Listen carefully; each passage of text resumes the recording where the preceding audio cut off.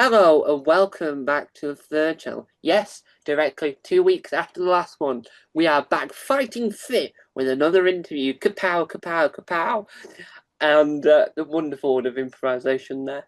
Um, and we're here with another glorious, magical, wonderful, excellent dictionary defying thesaurus bending interview. Basically, if you read the thesaurus, you'll find several better words. But obviously, I've got too much time on my hands, and I haven't got enough time to read a thesaurus or even try to say the words that doesn't sound like a dinosaur. Today, my special guest, my best guest, my guest of guests, words that make no sense but have been said, is best known for a variety of comedy on the radio and TV and many worlds combining, mainly because comedy is everywhere. Especially if you turn the radio, you'll find some form of comedy. That might just be Jerry Vine doing an Alan Partridge impression. It's the one and only Dan Sweryt. Hello. Hello. So Hi, we'll, Tom. so we'll start at the very beginning because Yeah. Julie Andrews once said it was a good place to start. She's Okay. not been wrong just yet, but there Yeah. is a couple more years that she could be wrong, depending on who you talk to. How did you get into the world we call typey or pen and paper writing? I started, I think I've always been the funny one in the class, whether that's disparaging or not, way of putting it. I was at school and then I sort of got into writing. I was obviously into comedy, like Yeah. everybody is on the podcast. So it was a lot of, Red Dwarf VHS. I don't know if you know what a VHS is, Tom.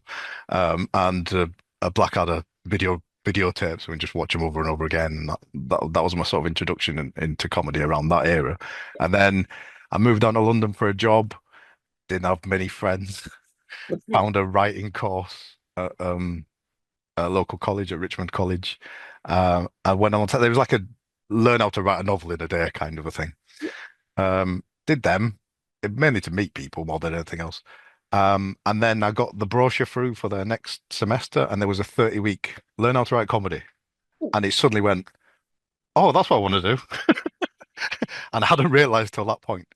Um, and I spent 30 weeks, we spent 3 terms writing comedy. So the first term was writing jokes and sketches. And then the acting group next door acted them out with varying degrees of success. And the next term was write for someone else's sitcom, where I picked the thick of it had just come out. So I picked tried to write an episode of the thick of it. And then the third episode was, the third term was write your own sitcom. Yeah. And then me and a friend wrote a sitcom, and then that was acted out by the acting class at the end of it. So that was kind of getting into it that way. And 34 people started on that course, and there was three of us at the end. That's how comedy goes. You're in it for the long game. I think that's what it taught me. Persistence is fertile, as I Yeah. keep saying. Just keep going, and you get somewhere eventually. But by the end of that year, I'd had some credits on BBC Radio Scotland and Radio 4. I got an email. There was a sketch show called Grr on Radio Scotland, Yeah. and there was a sketch show that had come out for Open Door Writers, which was called Play and Record on Radio 4 Extra, Radio 7 as it was then, Radio 4 Extra now. Um, and I submitted stuff to both of them, Hmm. and I got an email saying, "Oh, well done, we're going to use this sketch in I think it was Play and Record." And then an hour later, I got another email from the other person saying, "We're going to use your sketches then." So I was really excited for an hour, and then an hour later, it was like, "Oh yeah, I've been there, done that." Yeah. Um, and from then on, it was, just keep following the open doors route and getting to know producers and things like that. Yeah, and you mentioned VHS I'd like to point out Yeah, that I'm probably because I'm probably the youngest person I know in my life. yeah, Well, I don't know many other people. But still, own a VHS player that works. yeah. Around the corner from, I think it's either around the corner from me in this room or downstairs. I've got, I think it's the first series of Red Dwarf on VHS. Oh, right, very good. Yeah. Behind me, I've got a lot of I've got like the Peter Kay, the Royal Family, and Doctor Who all on VHS. Oh, very good. Yeah, yeah. I'm probably the last person that still buys VHS off Amazon. Oh, Uh, yeah. My wife made me take all the VHSs to the tip, wow.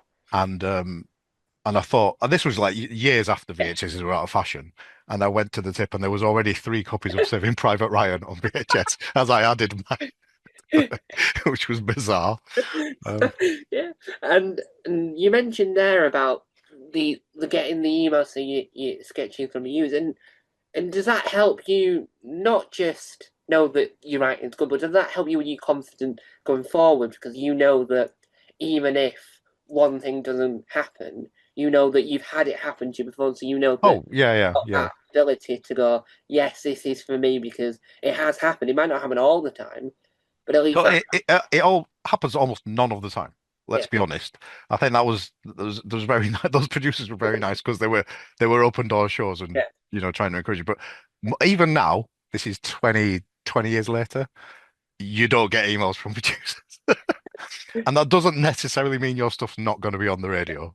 It just means it your stuff got there. Do you know what I mean? You just yeah, if you didn't get a failed email thing, your stuff got there. Don't worry about that. Don't do the follow-up thing, which everybody, all the last 10,000 emails I've sent, I'm not worried about going anywhere. Why am I worried about this specific one not yeah, getting to the BBC one?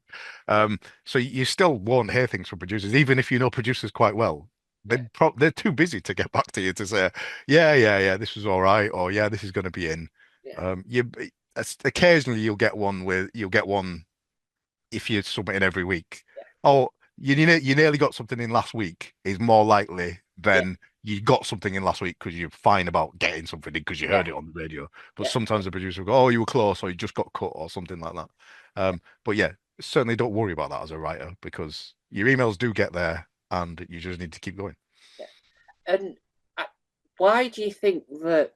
I know there's not as many as the ones was due to Newsjack no longer being the thing. Do you think that the open door submission stuff are still as important for people? Not if this depends. It doesn't depend. I mean, it includes TV as well, but in a Yeah. general sense, for all open submission based things, do you think that they're still important now as they were when they were first utilized as a tool? I think they are. I don't think there's I don't think there's as much opportunity to progress. There used to be a clear you wrote for Open Door shows, you got commissioned as a writer, then you got your own sitcom on, and then a lot of radio sitcom went to TV. That path's not there anymore, I don't think. There's not even that much scope for sitcom on radio anymore. It just doesn't get commissioned as much for whatever reason, or it gets commissioned from writer performers who have got a voice, so that seems to come across. So there's less of the one foot in the graves and whatever else, the Mighty Boosh. Even Mighty Boosh was performer led, but started on the radio and went on. So there's not as much scope for that, but there is the whole make it yourself, as Mm, is evident here, make it yourself stuff. Um, and audio's pretty simple to make if you're going to progress that way. yeah, I mean, relative to what it used to be, because now you've got Audacity for free. Do you know what I mean? Microphone on your phone's better than anything ever was before. yeah, You could record it yourself. The yeah, trick's to make it sound good, but yeah, yeah, I think producers are still looking for writers, but I mm, think in the past radio producers had a way into TV that was a lot easier. Say easier, but you know what I mean. There was a lot more natural progression, especially on the BBC yeah, thing now. Whereas radio producers now seem to be radio producers and not doing much TV, and TV producers are sort of in that medium and not looking to radio. yeah. I don't think there's that natural progression there anymore. And do you think that and this is what really fascinates me. Do you think that the birth of the popularity of podcasts, audio dramas, and audio books and other things that companies like Audible make that you wouldn't class as an audiobook, but it is in the same realm. Do you think that's another method to help make radio still as popular as it might have been? Because I know that since TV has become the big thing, but do you think that Mm. because of audio is becoming more popular now, do you think that helps keep radio afloat as more as they were Yeah, I, before? I I think it's more audio rather than radio. Yeah, I think, do you know what I mean? Radio is part of the audio yeah, lands. God, I sound marketing, don't I? Audio landscape. Um, do you know when you might not know when Queen and Freddie Mercury sang Radio Gaga, they say radio you yet to have your finest hour. Now is that time yeah, because of podcasts and stuff like that. I mean, there's so many podcasts I try and listen to, and I'm really anal about listening to everything in order, which means there's literally no way I'm going to listen to however much audio is out there. in much of the same ways, there's more YouTube being created than we're recording now than we'll ever be able to listen to in your life. Yeah, Do you know what I mean? It's like that. So I think radio's not had its day, but I think the same with I think BBC are now pushing iPlayer as the main platform yeah, rather than the channels. yeah, BBC Sounds is the main platform. Let's assume they've not said it, but yeah, is the main platform rather than Radio 4 and what yeah, have you. yeah, So they want you to go in that way, even if you're listening to radio, which you do now. You kind of you listen to it through BBC Sounds rather than on a radio, yeah, whatever one of them is. Um, but so yeah, I think in answer to your question, yeah, yeah, it's bigger and better than it's ever been. But with bigger and better becomes more diluted because people just physically can't listen to everything because you've only got one brain. You can't listen to everything you want to listen to. yeah. And I think that becomes an issue because when you have, for example, if you find a podcast, you really Yeah, like it. The issue I have is that I then start from the beginning, but then it's one of those podcasts that hasn't ended. So then you try to catch up, and then you realize you're never gonna catch up because even exactly. if you listen to 100 episodes, you're still going to be 200 behind because they might do a whole week where they record one a day. It's like trying to That's listen to Joe Wilkinson's Chatterpigs. They try to listen to Chatterpig from the beginning. You're never going to make it to the end. You're never going to get to find no, out why David Earl or whichever one it was stalking one of their family's houses in the middle of the podcast because they were driving. You're never going to find out why Star Big Boys was hopping into a pool, swimming on an audio thing. You're never going to get there. And I think that's the only issue you've got with podcasts. There's too many. I mean, you can sort of find out that there's too many one genre. Do you think that's the only issue facing created in the audio world is because they might want to get into it, but there's too many of a certain type of podcast that their podcast or their audio product might not make it visible. Do you think that's the only issue that the audio medium has currently got? yeah, I think the issue with it is there's too much for people to take in, Yeah, and like you say, I think all writers have this. They're on a some sort of spectrum somewhere where it's sort of a completist thing, and you have to, yeah, especially comedy, you have to listen to the first one and listen to it all the way through. Whereas everybody else in your life just they don't even have to watch a whole episode of something. They'll come in halfway through, watch it, be happy, and that will annoy me that they're annoying. We haven't watched the beginning, and you're still enjoying it. What's happening? Um, so yeah, there's too much going on, isn't there? I think with Dave Cohen and James Carey's when they did Sitcom yeah, Geeks, and they did and perfect for me. That yeah, was like my favorite podcast. yeah, And they ended it, and it was very disappointing they ended it. But they ended it, so you can listen to it all, yeah, and there is an end. yeah, And it was doing us all a favor in the end that there's nearly 300 episodes that you can listen to, but there's only 300 episodes. I yeah. say that with a pinch of salt. Like there's 200 episodes of Friends. Let's compare it to that. Dave Cohen was his podcast was brilliant. It was like one of Mm. I think he must have been in one of the early podcasts I listened to. And Yes, I yeah, interviewed him. He's a very nice chap. yeah, And I think that's what works really well for a writer. That type of podcast where each episode is giving you information, you're learning yeah, whilst listening. And I think that probably is the motto of the BBC somewhere. It's going to be a more catchy title than it, but yeah. in a nutshell, Inform, educate, yeah, entertain. I mean, yeah, and I think that's what works really well. One of the things you've worked on that it's really fascinating in a sense of the concept's really fascinating and listen to it on demand and on sound and whatnot makes sense because yeah. of the way it's produced and the way that you've sort of got to interact with it. And it's weird if you listen to it whilst driving to Tesco's. But what's it like working? And I'm going to mispronounce this because I've never known how to say it properly. But what was it like writing on the skewer? The skewer Yeah, is really hard to write, yeah, as you can imagine. And it's not. Um, it's like anything else. You sat at home writing. I've got a couple of writing partners that I write with, Stu Cooper and Steve Mulwiney. Let's name check them so they're not angry with me. I mean, they're angry with me for other reasons, um, but we, you. I mean, if people haven't heard it, mm, it's really difficult to explain, yeah, as you mentioned. It's kind of a mashup of the week's news where we mash up things like a film trailer with a topical Yeah. story and mix them together. But you'll really have to go to BBC Sounds to listen to it if that doesn't explain what it is. Um, and it's kind of a you pitch stories to John Holmes, the producer. Um, but between the three of us, we sort of sit around and think, what's the news today on a Friday or Saturday? And how would that be framed well in, a trailer for Godzilla or something like that? So some monster in Parliament or something.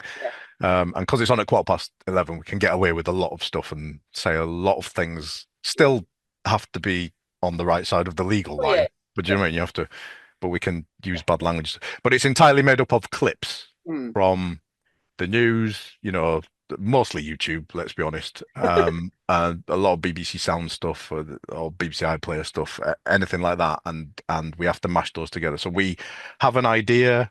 So just for example, it's back in series two, so a long time ago, we had Matt Hancock was in charge, and it was being trialed on the Isle of Man or Isle of Wight, I think it Yeah. was, and it all went wrong.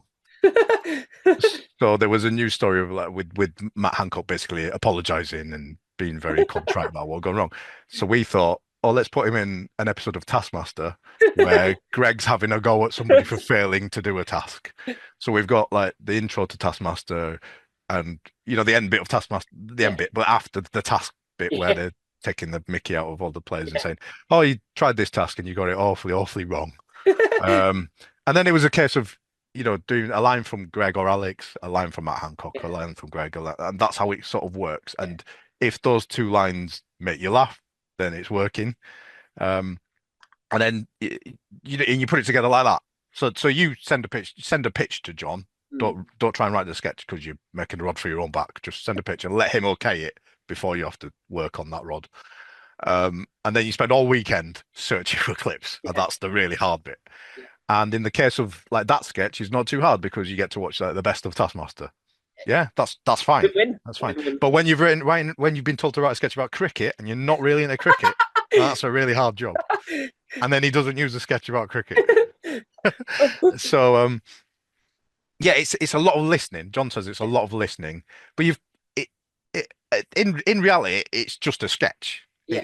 It's set up line, punchline, set up line, punchline, set up line, punchline, all the way through, trying to make the listener laugh. It's Yeah. just that in the skewer, the lines have already been written and are on the internet, and the internet's quite a big place. Yeah. There's no actors saying your lines, so you've just got to think of them as pre-written sketches, if you like. So yeah, it's the same as any other sketch show. It's just a bit of a different mechanism to get it across. Yeah. Yeah. And I think it really works. And to go back onto your Taskmaster based sketch, I remember once, and I reacted to re-upload it because there was a few copyright issues. But I had heard of a thing called YouTube poop. I don't ask me to explain what that is. Okay. I couldn't. But now thinking about it, it's probably just a skewer, just a lot more low budget. Yeah. And the bit in the advert for Channel 4 make it different where Greg is sat on his chair riding, I think it's like a horse and shouting the word no, right? In the way Greg does it. And so Yeah. what I did was I had a clip from the New Zealand version where Jeremy Wells, who is the Taskmaster, says, I am the Taskmaster, and it just cuts to Greg shouting no because and he's trying to make the Yeah. whole Yeah. is he's trying to say that he's the Taskmaster. Yeah. Yeah. And then and then It's when I like a do skewer sketch essentially of Taskmaster. He said essentially Taskmaster. I've not seen it, so I'm not. Taskmaster New Zealand is not working, yeah, but that's essentially a sketch on yeah, Taskmaster UK. That's what you're yeah, getting at. So yeah, that's the idea generally. yeah. Yeah. And then I brought it back later. So when Paul Williams, who is the Alex Lord, he picks up the phone, and when he says hello, it's Greg on the other end shouting no, and then he just puts the phone down, and then he moves on. And I thought it was this YouTube poop thing that I vaguely had heard of and thought, know what that is. And really, no idea what that was. Still don't know what that is. And I sort of just live my life just a bliss from it all. Now, one of the things you've worked on that I have interviewed quite a lot of people, and some of these people have been on said program. And it's in the top 10 list of greatest panel shows of all time, both for radio and TV. even though the TV one confuses me why it's on later than the radio version. Yeah. That's for another issue for another day. What's it like working on the greatest Scottish panel show that's ever existed in the last 20 years, breaking the news? Yeah. Breaking news is a lot of fun. It's a lot of fun because it's just writing gags. Yeah, And as a comedy writer, that's kind of what you want to write. And it's just you get a brief sent through. I mean, anybody can write for it. It's open doors shows. Just you email them and get put on the list to receive the brief. And you just get a brief with all the stories that are going to be on that week. A lot of one-liner gags, and it's writers 2 pages of gags. That's what they want to every brief, and you get 3 briefs a week. So 6 pages of gags, which is some people might think is not enough, but it is. It's enough. Believe me, it's enough. Um, and you just bang out loads of gags based on what's in those briefs, and send it off. And you could, what I mean, you could send something on a Thursday and hear it on Friday lunchtime.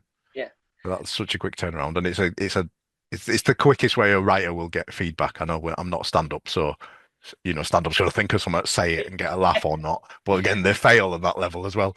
So yeah, it. We've been writing for it for a long time now, for 26 series now. So 2015, I think we started, and so we're sort of tuned into what a breaking the news gag is yeah, and things like that. yeah, So you get attuned to Des has done it all. I mean, bar weeks off for holidays or being ill, yeah, he's done every single episode bar a few. So you learn to write for a stand-up's voice or a presenter's voice in this case. He's a stand-up as well. And you get in tune of what breaking the news is, what a breaking the news gag is, uh, and and I mean they send you everything you need to know. They send you a 10-page document of setup lines essentially. You've just got to come up with punchlines. yeah. And that's what we spend Tuesday afternoon and went all of Wednesday doing essentially. Again, as a writing trio. Yeah, and Yeah. I think that what really works for it is that, so from my point of view, when you listen to it and you watch it and you have the Scottish comedian on there, other than Mm. the ones you already know, you sort of it's like if you're watching Taskmaster, there's always one a comedian on there that is breaking through, is going to Yeah. be the next big thing, and this is their platform. I think that's what works for breaking the news in that sense is that you've got stand-ups on there that you might have not ordinarily have thought Yeah. of and heard of, and I think that that's what helps it because it's not just your classic. Oh, here's a panel show. Here's your team captains that are on every week. It's Mm. these are new. These are different people. You might not have heard of all of them, but you're gonna love them. And you think that this is why Break the News is such a wider cast list than other shows such as Have I Got News for You or the News Quiz. Yeah, yeah. I think they try and have a funny non-comedian Yeah, on. So they'll have it was like the topical person essentially, but they'll have like a novelist on, so like Val McDermid or oh, I can't remember his name. It's very dishonest of me. And they are funny people. Christopher Brookmeyer, yeah, apologies to him. Christopher Brookmeyer, and but they're very funny anyway, as novelists tend to be when you meet them in real life. Do you know what I mean? yeah, And they tend to have a upcoming, or at least a Scottish comedian on that yeah, has had less exposure. yeah, But you'll hear them, they'll come back. Do you know what I mean? yeah, Like, I think Fern Brady was on relatively early on in her career, so yeah, it's helped her as much as. I mean, she's big now, isn't she? She's yeah, a big, and she was great on Taskmaster. But she was sort of a lesser known when Breaking the News started, certainly to me. yeah, I don't know, to the Scottish audience, she might have been a bit more well known, but she's like really good. And you hear them coming back, especially when you've been writing for it for yeah, what, 10 years? You know what I mean? 11 years. yeah, It's, oh yeah, they're pretty big now. yeah, They don't even come on Breaking the News anymore. They've done their time on Breaking the News. yeah, But yeah, they give them all a chance, and the team know what they're doing. The I mean, there's only a team of 4 of them really running certainly radio side of things, but they're well tuned in to yeah, what comedy is and who's up and coming around, and who deserves a chance and what they can do for them and things like that. yeah.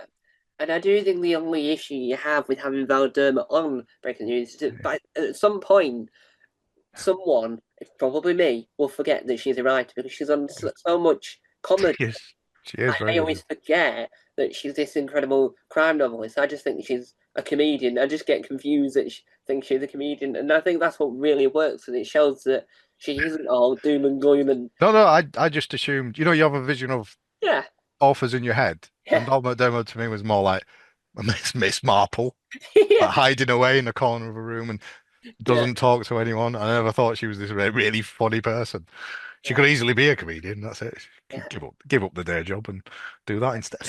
And one of the other things you've worked on that is equally as brilliant as breaking the news, but has had such an interesting journey, and so many people have spoken to you and said that it was amazing. They remember cycling elsewhere, listening to it, and then getting lost because we're too busy chuckling, and all these other various events that have caused many incidents over the years. But what's it like working and being around the news quiz? The news quiz is good laugh as well. Do you know what I mean? In all of these, you end up in a room with funny people. Yeah, So it's the writers are the. I think Jimmy Carr does a good service in one of his books where he said comedy writers are like stand-up comedians but without the narcissism. Do you know what I mean? There's not a need to be the funny one in the room. They just like bouncing ideas off each other. So like in the news quiz and with Newsjack, it's always been it's a similar sort of setup to breaking the news. There's a brief you have to write to, and I think in the news quiz, the slight difference in the news quiz was you're responsible for writing that bit of the story, but where Andy now explains what the actual story is, but they need a sort of dry, essentially copyright-free version. So you need to read up on a specific story and then rewrite it in your own words, and that's what you sort of spend the morning doing on your stories, and then you gag everything up afterwards. So yeah, but I mean, it's an institution, isn't it? The news quiz. and Essentially, I still find it a very funny show, whether I'm written for it or not. You know what I mean? It's a really good show. and I think the news quiz shows that even with amongst not as many news satire things as possible, it is still possible to create something that is still enjoyed and do you think that that's why it's lasted? I'm not going to say 40 years because that was a very old documentary that I hadn't finished listening for years. It's probably more than 40 years. But do Yeah. you reckon that's why the news quizzes lasted so long because it's even though it might seem similar to other news based comedy programs, it has its uniqueness. Do you think that's why it's lasted for 40 plus years? Yeah, but the news is, I mean, the format works. And Have I Got News for You works. I still enjoy Have I Got News for You. I know it has its critics, but the news is not it. The news is always new topics. Do you know what I mean? The topic is not the news. That's not a thing. The topic is whatever the news is. That's a Rachel Reeves thing in Parliament the other day. That's the news this week, which Yeah, is a different topic to what it'll be next week and the week after. So it can't really get tired because there's always new gags to write because there's always stuff happening. And there's more news now than ever, isn't there? yeah, The news is rolling. There's channels for news, so there's always going to be material yeah, to use. So I don't think people might not be able to write topical stuff. Do you know what I mean? But I don't think the viewers are ever going to get tired of topical stuff because a lot of them are tuned in or reading a paper or whatever. So there's always a funny angle. You can get a casual viewer from the funny angle, I think. yeah. And I think it shows that there's different angles on the way you can take the news. So you could watch. So the good example I always think of is if you watch the last leg and then you Mm, then watch Have I Got News for You, you're getting the same news stories, but yeah. told and given to you in different ways. Yeah. And that do you think that that's why all these news programs last for so long is because it's even though you might listen to all in one go and go, that's the next same story, it's just you've learned about it in other aspects. Do you think that that's why the satire format will not retire anytime soon because you can hear the same thing 4 times or you'll hear it 4 different ways them 4 times? Yeah, but you're not listening out for the news, are you? You're listening out for the spin on the news, the gag, and how they're skewering the news for want of a better advertisement. But um, you want to hear different people's angle. I mean, a lot of people only get their news from news. Like I would count myself if I wasn't writing for topical Yeah, stuff, I probably wouldn't read the news because it's really depressing. I want to hear it through somebody else's point of view, whether that's Adam's Hills or Andy Zaltzman's or Ian Hislop's. Do you know what I mean? You want an angle because you want to be able to laugh about it because a lot of it is very depressing, especially when it's dry without any gags around it. Yeah. So people always, people will always want to learn the news from comedy as well, won't they? I don't think they want to necessarily sit through the news like my granddad did. Well, well, your mum's the same, so she doesn't care about the news as much No. as you would think. Mm, But she watches The Last Leg, and that's where she gets the news from. And yeah. with me, I couldn't care less about sitting down at 6 p.m. to watch some newsreader that I can't think of an example. The one I'm thinking of isn't a great example. Sat down reading the news. You wouldn't want to do it. You want to listen to comedians. You want to listen to people that are well educated but know how to make it Yeah, less. yeah, yeah. And each of those explains the story to you. So you don't have to have watched the news. You don't want to do research for a comedy program, do you? You want to just get to the laugh. So you need to understand the story to understand the spin on the story. So Des in Breaking the News will spend a couple of lines explaining the story and then straight into a gag so you can have a laugh about the story. But a lot of people have not heard, believe me, when I read the brief, a lot of people have not read that story, not seen that story. So let him explain it a little bit. And Andy does the same in the news quiz and whoever else in whatever show it is. And I think that what really works. So like the only time I've ever known a news story before watching or listening to a satire program was when the British Comedy Guide talked about how there was news broken in the middle of Have I Got News for You Oh recording. yeah, yeah, And I thought that's incredible because it means everyone at the last log are angry, they're off air.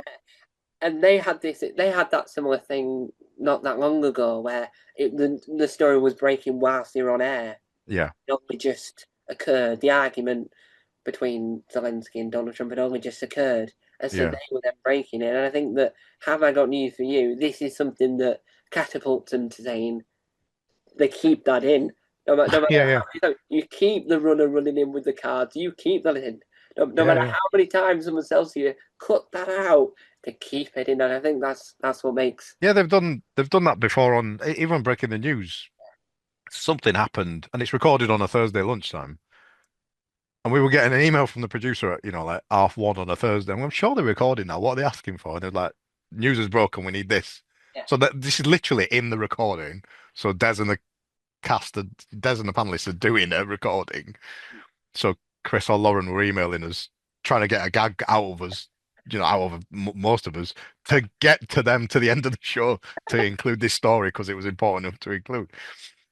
It And doesn't happen often, but you know what I mean. But I know that I think Have I Got News for You deliberately record Friday after any election day around lunchtime so that stuff will break. Do you know what I mean? Not. I'm not saying it's contrived, but they want to be always up to date as possible. They normally record on the Thursday evening, so they do it Friday lunchtime to get it out on Friday.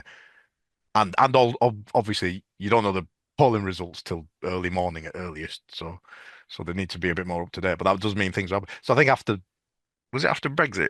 When was it? When everybody resigned? It was after Brexit referendum. Everybody was resigning basically.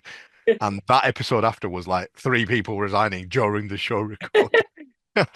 And because Cameron resigned, and then I think Ed Miliband resigned, and then I can't remember who the Lib Dem leader was. That says a lot, doesn't it?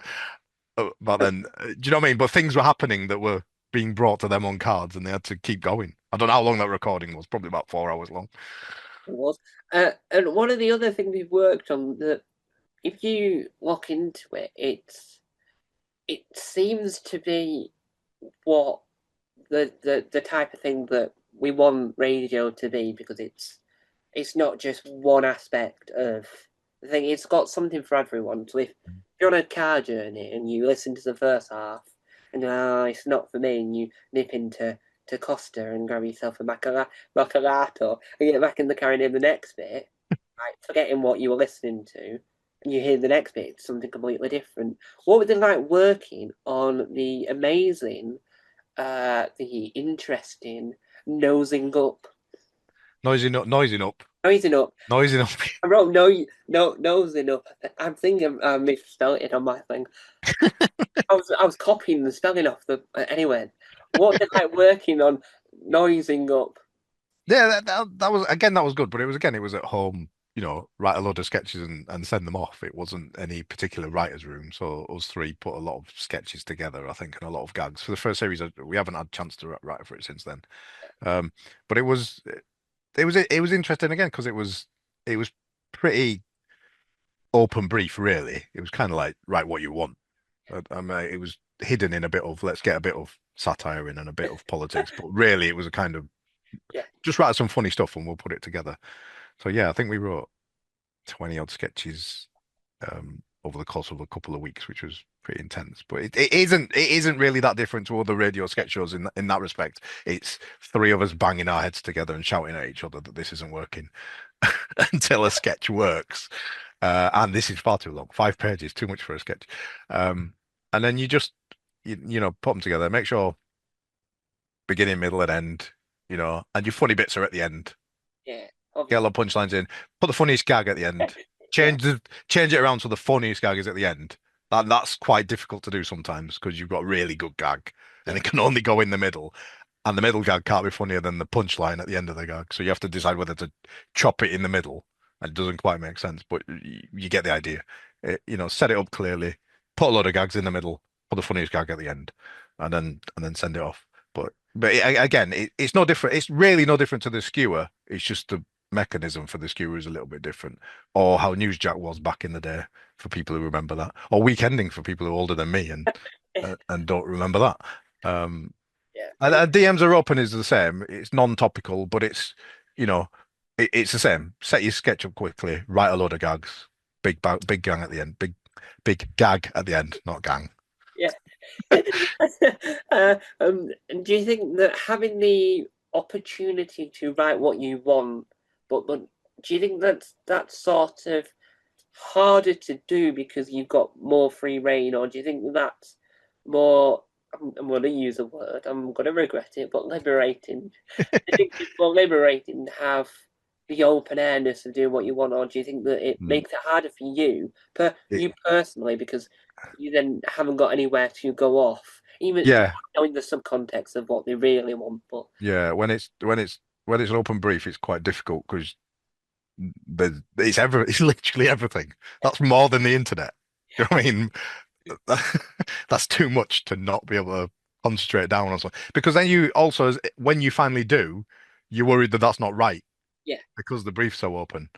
I think there was a sketch show on that I didn't write for, called I think it was called Open Door or something like that. It was on BBC Three, and it was going to be CGI'd and animated. oh yeah, And the brief was essentially write what you want. And a couple of the writers have told me that is too much brief. yeah, That is, we need something specific because the tone of the show might be all over the place as well. Because you don't want you've that. got you've got spaceships and aliens on one hand and moles underground. Do you know what I mean? It's not a CGI thing. What's the theme of the show? Uh, Alien balls. yeah, it could work. Yeah, But what? But yeah, what is it? And yeah, you need some sort of brief because a producer's going to have a vision, or whoever's putting the show together is going to have some sort of vision for the show, whether it's the theme of the show, do you know what I mean, like family or something like that, which I think DMs are open did. I think they're still doing, and they give you quite a vague theme, like yeah, love or narcissism or something like that. yeah, Uh, uh, and at least you've got something to go off, even that one word. And you know that that particular episode is going to be about, it is somewhere based about love or narcissism. yeah, Um, but nothing is really, I mean, not nothing, not the topic nothing. I mean, literally yeah, nothing yeah. is really hard because you don't know where to go. And I think that the only solution I can think of to having a brief where you can do anything is write a sketch where you run out of ideas and the whole sketch is about you've been given a brief to write whenever you want and you That's it, yeah. can't write anything and you're just and it's like if you can imagine it, you're trapped in a white room where nothing's coming into your head, but the whole That's sketch it. is out. You've got no ideas and this is going nowhere. I think that would be the punchline to all punchline is I've got no ideas what they're doing, and then just walk off. We did an interesting experiment once on British Comedy Guy forums, and some writers got together, and it was like, we'll try and do a tag team sketch where what happens is you write a line, so you write a line and you pass it to the next comedy writer, and we had two teams to see who the best sketch would be on, and they both came out as meta comedy, even though we hadn't spoken to each other, and they both had somebody falling through a bar like Del Boy, which was bizarre. It was really odd, but it showed you how comedy writers think rather than anything else. That's all it proved. And one of the things you've worked on that is also well, everything you worked on is incredible. Thank you. That's a theme of words I've chosen to use. The word incredible. I could think of that word. Well, what was it like working in 2014 on the program Off the Ball? Off the balls again. Again, we were sat around in a room. Do you know what I mean? It's just us three talking and sending it off to the producers in Scotland because I don't live in Scotland either, so a lot of this Yeah, goes to Scotland via email. But again, that was like off the ball was it's different in that it's such a sort of institution.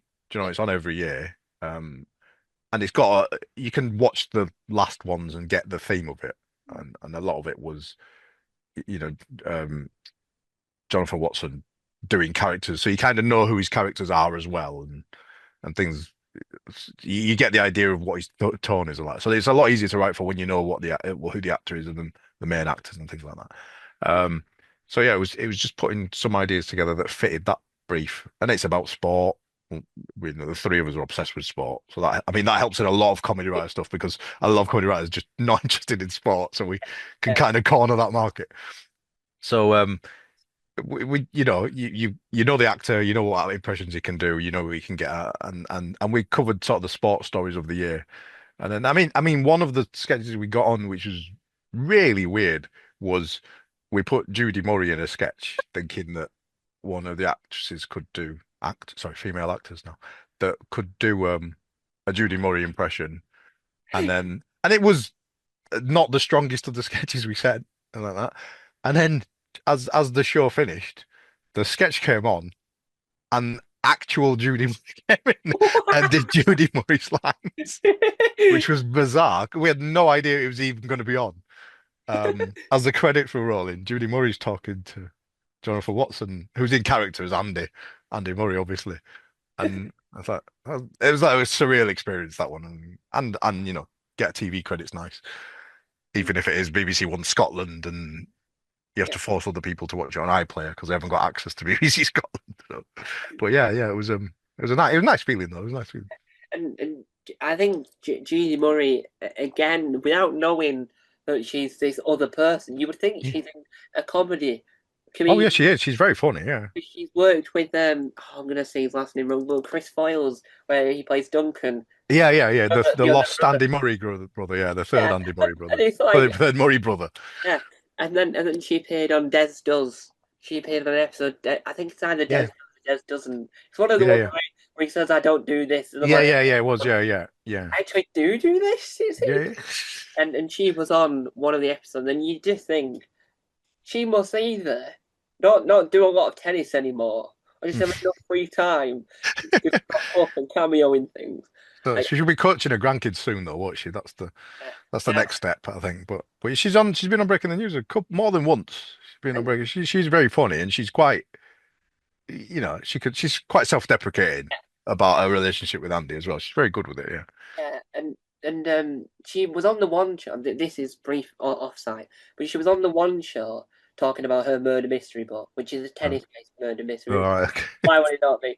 And they ask her about Andy Murray's statue that's going to be in Wimbledon, and Yeah. she says, "Well, he wants to be involved in it because he went to, I think it was Shanghai, and they had one of those traditional warriors with Yeah. Andy Murray's face on it, and it looked nothing like him because it was like more fat. And they showed an image of it, and it's this warrior from the waist down. It's with the hat. It's a warrior. It's the fishes. One of the Yeah. most well-known things in history. These warriors.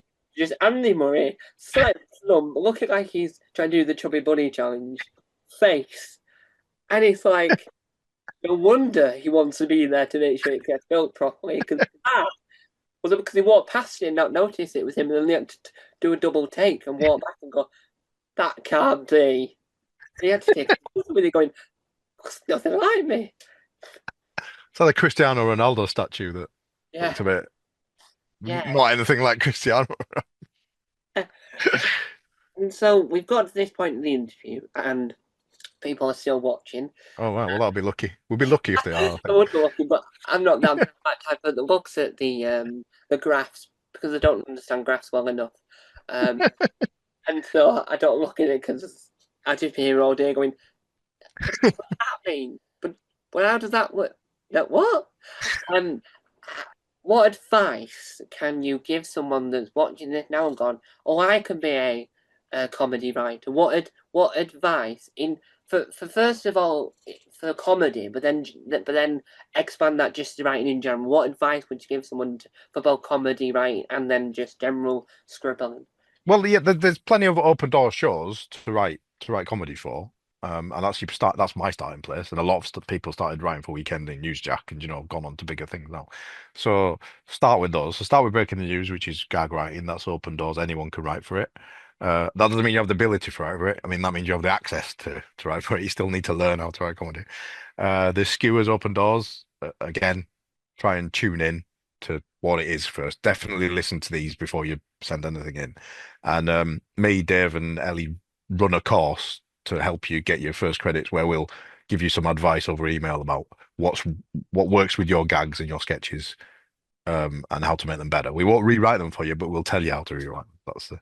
That's the idea. Noising Up is back in August. That's sketches as well. That's open doors. I think they're looking for sketches at the moment.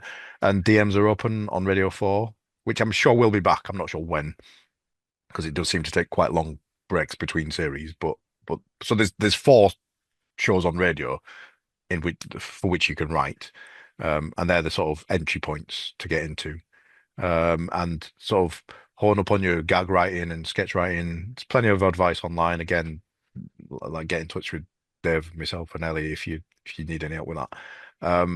But do you know what I mean? You can do it off your own back. People have done quite well without our help. Yeah, Um, but get the basics of a gag right, breaking the news, listen to the show, get the basics of a sketch right for the others, listen to the show to make sure you've got the tone. Again, you don't want an open brief. I think I've made that clear. Um, and then you should progress from there because you'll start to if you send regular stuff, say to breaking the news, if you start sending your full amount every week, you will not only start to get better, the producers will start to recognize your names, and if you've put enough effort in and ask them for feedback at the end of the series, they'll tell you where you're going wrong and what you need to do and whether you got near the script and stuff like that. But as I've said before, and I keep saying persistence is fertile, you need to keep doing it because you need to keep doing it because the amount you need to write to get the slightest amount broadcast is incredible. Do you know what I mean? It is like 0.1% of stuff you write probably gets broadcast. And that is, so you're talking every 1,000 pages you write, you'll probably get one page on. yeah. And the money is really not worth it. Do not do this for the money. If you're after money, do something else. You have to really want to write comedy to write. Um, you get to know the producers. They'll start to introduce you to other people. You know what I mean? Somebody will be looking, oh, do you know anyone who wants to write for this? And they'll be able to put your names in because they know you can deliver. That's the main thing, be able to deliver. Um, if you get in with something like the Skewer, has invited us to write on other things like the Naked Week on Radio 4 and stuff like that.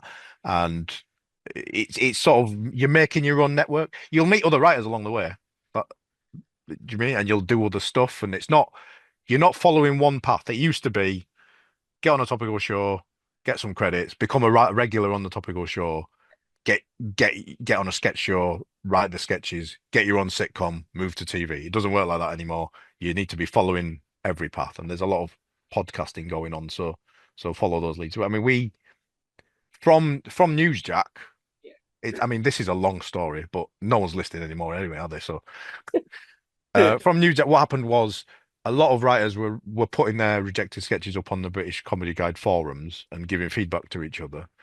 And then one of the writers, Alison Pritchard, is a producer because she's a writer with a can-do attitude, and that's what a producer is. And she got us all together and said, "We've got all these sketches. Let's get together and record them." And I mean, that's terrifying to 12 writers or however many were involved because they don't want to talk out loud. But two or three of them were all right at performing as well. So what she got us over to her house on an island in the Thames.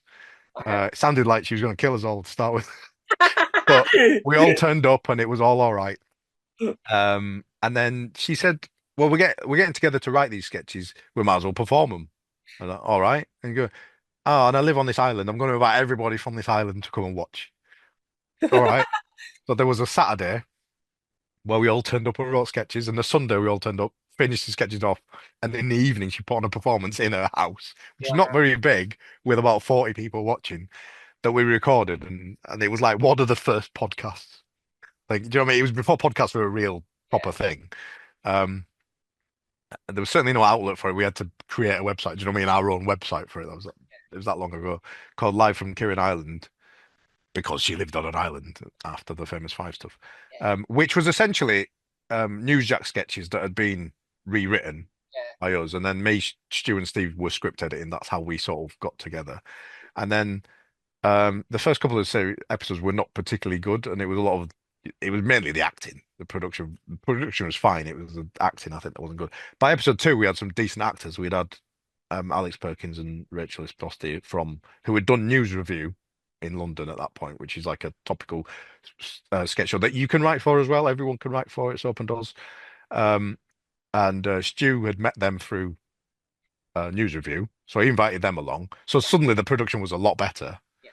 And then we all met in London for Newsjack drinks because we'd all had a few sketches on Newsjack and got invited to drinks after at the end of the series. And Alison, the can-do producer, got talking to Lewis McLeod. You know, he's like in Dead Ringers and stuff, Yeah. did brilliant impressions. And by episode three, he was involved. Yeah. And so by then we had a decent product. But it shows, I'm trying to show the progression of, going to drinks, you can meet people. Online, you can meet people. And then British Forces Broadcasting, who, are a worldwide radio like provider, essentially. Um, Alison got talking to somebody there at a summer fair or something like this, or a boat show or something. She got talking to the head of the British Forces Broadcasting Radio and started talking about this. And then me and Alison found ourselves in a meeting pitching to British Forces Broadcasting for a military-based sketch show with the same team. And we wrote a show called Damn the Torpedoes, which was broadcast on British Forces Broadcasting, which was commissioned by them Yeah. because they'd heard live from Kirin Island. Wow. And Debbie Arnold was involved and Lewis. Um, Alex Lowe, Barry from Watford, by then was involved. All these people had sort of got involved somehow because of connections we'd all had, and we Wow. created this in Debbie Arnold, who's in EastEnders and stuff, had a recording studio at the end of her garden for audio work, so she invited us all to that to do it there, and then they commissioned two specials of that. So we were in Rada Studios in London, where a lot of radios recorded, full house, with a proper sound engineer with these actors on stage, and it was the biggest buzz. I was sat in a room ticking boxes, watching a black and white TV because that's how I got to see it. Whilst you heard laughter from people about our sketches, and we Wow. did that twice. We had by then we had Duncan Wisby had been involved. Do you know what I mean? From Dead Ringers as well. So what him and Lewis brought to the whole show, because they were used to a live audience as well. So the game was up to them, and that group of us, do you mean that was it wasn't following any traditional route. That was Definitely. I'm from this. We were getting work for, other stand-ups were hearing what we were doing and saying, "Cool, can you write me some stuff?" And that's how we've sort of branched out into writing for stand-ups as well and things like that. But everything kind of comes from the same place, but not really. It all branched off in different ways, and you have to follow up those different ways and keep going. Yeah. Um, so we write stand-up material, we write sketch material, we write gag material, lead writers for Breaking the News, commissioned for Skewer, which was only from us writing for the Skewer. Do you know what I mean? Eventually, John was like, "Oh, you get it now. I'm going to pay you money to do it every week now, rather than just in case you get it on." Um, and the consistency sort of comes out, and the more we do, the better you get. So it's follow every path, is what I'm trying to say. If that's advice. That is advice, and I think it shows. So they always say that there's not one clear path to anything. No. Things happen in life that you can't control that end up meaning that your outcome at the end is a lot better. You've got Oh one. yeah, yeah. I'm not saying the end is in death. I mean the end of the journey.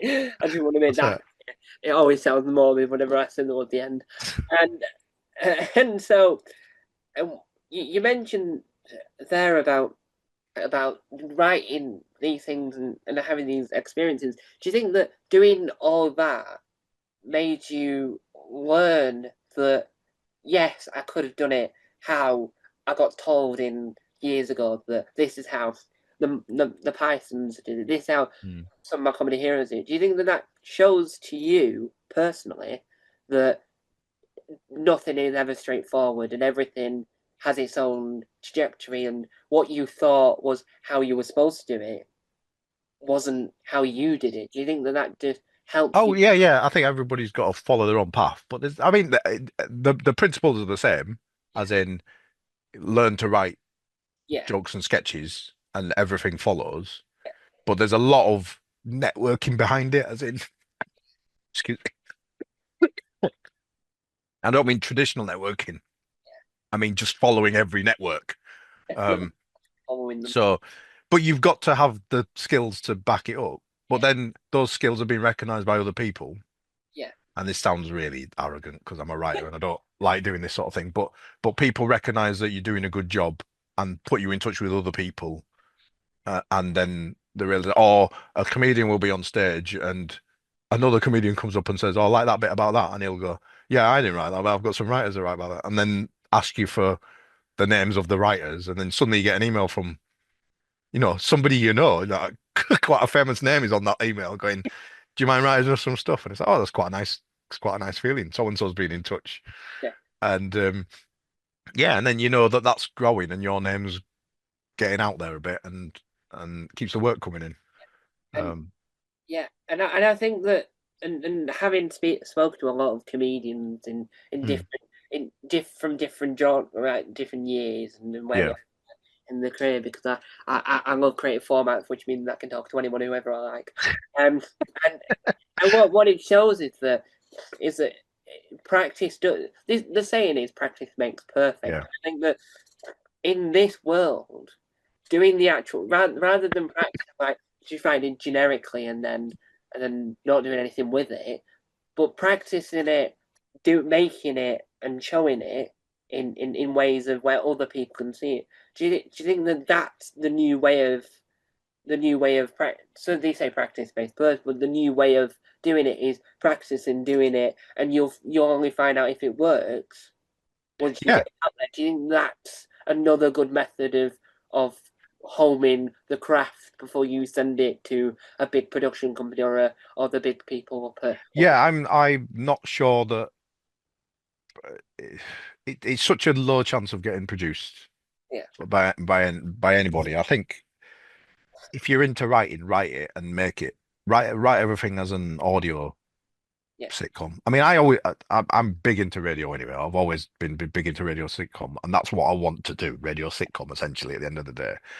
And I think that's a bit more realistic because an audio thing is something we have made an audio stuff with the help of Alison. We got together and made an audio thing, so we can make an audio thing. So I think if I can write an audio sitcom, I can make it. yeah, And the TV is a different level because of the production values. But if you get enough traction on the audio thing, you'll get somewhere, is what I'm saying, and somebody will notice you at some point. Um, but as writers, we can get to an audio sitcom. I mean, I'm quite techy, and I used to work in IT, so I can get to every level to the sitcom other than acting it because I cannot act. yeah. It really sounds like a writer acting, and that's there's no more disparaging thing than that. But now I know actors, Yeah, and do you know what I mean? And they're willing to get involved in things. yeah, So you've got to work on stuff, but you can't see. I would ignore production companies because you've got not much chance, yeah, and you might get lucky. But if you've got nothing to show them anyway, it doesn't make a difference. If you've got a contact in production company but nothing to show them, you're not going to get anywhere anyway. So just keep writing things because that your job is to write things, not to moan about not getting produced. I mean, that is part of the writer's job, really, but not really. That shouldn't be on your thing. Just keep writing things and keep churning things out. I mean, there's sitcom competitions like Sitcom Mission and Shortcom and things like that. And I know people who have won those competitions and not necessarily got anywhere. They might have had a meeting or two, but their sitcom has not really got anywhere. And I think BBC Writers' Room as well, they're looking for writers for other stuff. Your sitcom's never going to get made that way. So for me, it makes sense to just write for audio medium yeah, because I can make it. I'll have a product at the end of the day, whether that gets anywhere or not. We've made something yeah, and it exists. And like if I ran a YouTube channel and I would have no viewers, I'd still be making stuff for it. Do you know what I yeah, mean? yeah. Happy that I've made some stuff, happy that I made the product. That's what I And do. the actual traction is to me is someone else's job. I've done my job of Yeah, writing. yeah, I don't really want to get involved in the making it. It's like the writers, the actors who, Tom Cruise is having to do the publicity rounds for Mission Impossible, and why does Tom Cruise have to do the yeah, it's the eighth film in the series. You know what it is by now. You're gonna go watch it or not watch it. yeah. And I And he's not he doesn't seem to be that interested in doing the publicity. no, but there's a bit in it, and what really makes me laugh about the publicity is that you see Simon Pegg Yeah. publicise something, and you watch these interviews, and then he spends 20 minutes talking about the fact that, oh, what do you think of Nick Frost being in Harry Potter? That's got nothing to do with the film, but Yeah. then they ran out of time because that's the question. Because Simon Pegg's gone, I really want to answer this, I really will answer it, but I'm not going to do. I'm not going to talk about Mission Impossible, even if That's extra someone that's higher up on the bill in the credits and all. And that always makes me laugh. And you mentioned there about making stuff and just getting out. It doesn't yeah. matter if who's watching it, and that's my philosophy in Mm, life. I just shove out whatever's, such as the most recent one that not many people have saw that I thought was brilliant was the I have a joke that says you say it's a marathon, not a sprint. Well, actually, it's a Snickers. yeah. Um, and so what I did is I visualized it. So I Yeah. ran in pretending I was about to run the marathon. I don't like a marathon runner, and I said, "Oh, it's a marathon, not a sprint." And I pull out my pocket a Snickers, and then go, "It's a Snickers," and then run off. The Now, whole generation don't understand that though. no, no, now, now, when I first filmed it, I didn't know I didn't like Snickers, so I open it, eat it, going, "Oh, that's awful!" But then I've ruined the packet, so I can't refilm it because it was all in the wrong angle, so you can't really see the joke. So I have to get another Snickers out the cupboard. The mini Snickers. Some are not even big enough to see on camera, so I have to take a photo of it, superimpose the Snickers on top of it, so that people can actually see that the Snickers. And then I find out hours later the microphone I was using wasn't plugged into the camera. I just had it perched on top of it, so the audio wasn't recorded properly either. Listen, you see, audio would have been easier Yeah, medium here because it that wouldn't would have have been. been FX Packet Russell. Yeah, No, it's a Snickers. yeah. That's it. But the issue there is I wouldn't have recorded the audio. No, no, you probably wouldn't. So, so it's right. So it's just no matter. So the point is that the point I was making was that you're right. I make things and I don't care who watches them. I Yeah, try and share them because that's what someone said I should do, and I don't care. The only social media I actually use is LinkedIn. I'm not that old, but I might act it. And so no one really watches anything, and I don't care because at least I made something that I care about and I can work up. So I have a comedy character, and yeah, eventually in the future, because I've done so much with it, and I know the character like the back of his trilby hat that doesn't really fit me because the last time I wore it properly was when I was in year 6. But I refused to get rid of it. I'll be able to do something with it on stage because at yeah, that you've made the stuff, you've done the work. No matter who saw it, you've done what you wanted. yeah, yeah, yeah. then eventually you can then get to the goal you want with the character because you know enough about the character and you know what doesn't work from when you watch it back yourself. And do you think that's a good thing that that's what the modern world, not just in comedy, but the modern world has been able to provide creative I think people? yeah, it's democratized production essentially. Do you know what I mean? It's like you can compete with. I mean, like my kids just watch YouTube. Yeah, They don't really know what TV is in sort of a linear. yeah, They might watch Channel 5 if some cartoons on or something, but they don't really understand yeah. what's happening and why there's adverts in it. Do you know what I mean, the advert should be the beginning, surely. That's the it's like I think yeah, you can only make stuff. Yeah, I mean, if you think about it, like even somebody who said, "Oh, our sketch has got 100 million views," right? On no, some producer or some comedian. Usually, nothing else has had anywhere near that. yeah, They're going off that one sketch, and that's kind of how I think that's kind of how the world's like Sting makes is it 90% of his money from Every Breath You Take, yeah, right? Because he wrote that, even though he didn't write music. Anyway, let's not get into that. But do you know what I mean? But 90% of his money every year comes in from radio play of that or whatever it's called nowadays, Spotify or something. But so even Sting has gone viral, and his other stuff. I mean, his other stuff's all right. People like it, and it contributes some money. But that one thing sticks out, and I think that's true of a lot of that. Like Gloria Gaynor, all her money comes from "I Will Survive," yeah, and yeah. Noddy Holder gets a paycheck of £1 million for "Merry Christmas, Everybody" every year. And you don't know any other Slade songs. You don't know any other Gloria Gaynor songs. Yeah, I mean, Do you know what I mean? And it's the same concept, is what I'm saying. Is we're all trying to make stuff to go viral once yeah, and the viral once doesn't mean anything else will ever go viral again. So just make the stuff. yeah, Because I think the way that algorithms work for YouTube and everything else is that you need at least 30 of something and you need to keep producing stuff to even be on people's feeds. So you've got to get to 30 anyway. So you might as well make the 30 things.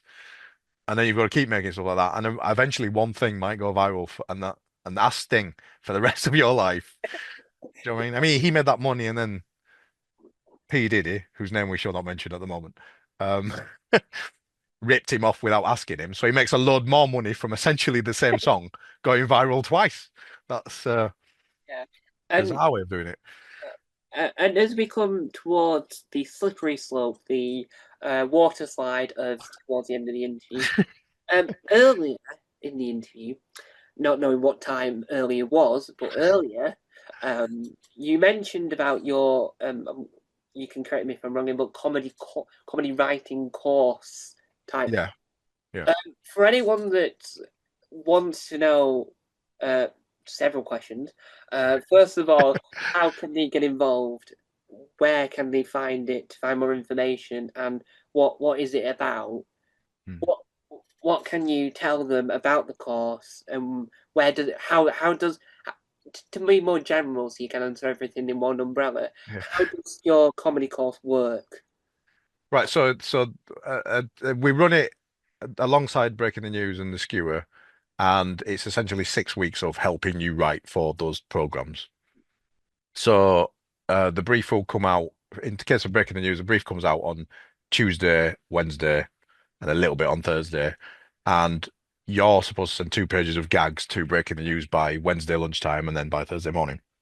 So what we do is get you to sign up for the brief, or we'll forward you the brief on anyway. And then you write a load of gags. And if you get them to us by 8:30, either myself, Ellie, or Dave will get back to you with feedback about how to make that a proper Breaking the News gag if it's not working. The more you write, the better chance you'll have. And I think we've had 40 writers on Breaking the News who have got credits who have been through that process with us. God. And then on the Skewer, which is a similar thing, we've got another 10 or 11 writers, one of whom is a commission writer and one of whom has won a BAFTA or been nominated for a BAFTA. So, you know what I mean? It seems to work for people.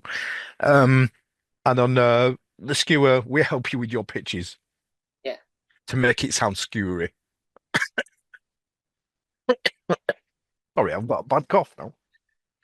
So, You send us your ideas for pitches. We kind of mold them into something that might be a bit more skewery. Then you get in touch with John, and then the rest is up to you to write it. So we're not helping you with the writing. We're helping you with the formation of these things. Yeah, and Sorry, Tom. that's right. And where can people get access to your course? So the best place is probably Dave Cohen's website, where he's got everything up, or sign up to Dave Cohen's newsletter, and he'll he'll email you. I mean, it's worth being on David Cohen's newsletter anyway. He tells you about writing every Saturday. So yeah, so sign up for that, or get in touch with one of us on social media, and we'll help you along that way. Uh, and for anyone that wants to know any further information, um, once you've done it once, are they able to multiple times, or is it one of those? It's a one time per person. You should know enough about writing to do it, after you've done it once. And we send encouraging emails when the next series comes around to encourage people to do it. I think a lot of people have done both courses Yeah, and had success in both courses. Um, and I think you kind of, because we're not teaching you the mechanics of the course. It's not that kind of a course. It's you send us what at the beginning what you think is a BTN gag, and we'll tell you why it's not. And the progression is obvious over 6 weeks. If people keep it up, a lot of people sort of just drop out because it's not what they thought it was. But not a lot, but a few. But some people try and write like 3 or 4 gags, and it's not really enough. It's kind of showing the putting a bit of effort in. But the people who write the most, the people who fill in their and exceeding their quotas, usually are the ones who end up with the credits at the end. That's what we've seen. So they're obviously learning from what we're telling them. So yeah. I do think, do you know what I mean? If you really want to do it again, we're happy for you to pay us money and we'll go through it again.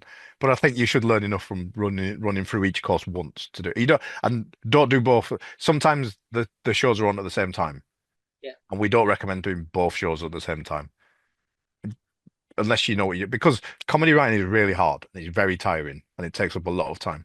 And a break in the news week is you're writing Tuesday, Wednesday, and a bit of Thursday, and then the skewer is Friday, Saturday, Sunday, and that will tire you out, especially if you've not written before. So do one at a time, I think, per run. And so we've got to this point in the interview, and thank you for sticking with us. Uh, the, Thank you very much. I don't know why you're still here. I don't know what I've got to say. the gags there. Um, just look at the times for all the interviews, then you'll know why I made that joke. Uh, and so, for anyone that wants to know more about you, without giving away your home address, where can people track you down? I mean, find me on the what is slightly degrading social media now. It used to be a nice place to be, but I'm on Twitter, I'm on Blue Sky. Um, I had a website and then I had an argument with the website provider, so I need to update that so it works. They were trying to charge me money and I didn't want to pay any because I'm a comedy writer. So essentially that's what so I'll try and update that at some point. But yeah, check me out on social media. I'm at Sweryt D on everything I'm on. So you should be able to find me there if you can spell my name. But it's all like essentially it's on one line of the keyboard next to each other. So it's not too hard to find. And so there we have it, another excellente and tremendous, ooh, new word, tremendous interview. It's a new word, not to me personally, but a new word to use in this. I'm not saying that it's not a word I've never used. Well, there's a lot of words I've never used, such as that one. And thank you guys for watching. And remember, no, I've forgotten